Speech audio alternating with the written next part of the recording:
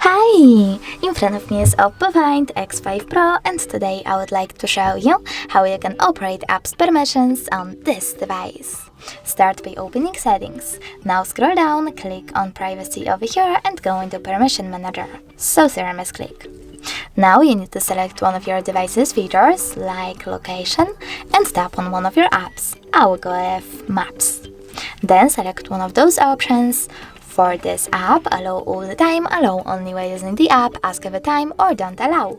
I will go with allow all the time, so now when I go back, as you can see, Maps just gained access to this device location. But you can always select one of your apps, scroll all the way down, and this time select See All Maps Permissions. Then manage all of them only for this app from here. Thanks so much for watching. If you enjoyed this video, don't forget to leave a like, comment, and definitely subscribe. Bye!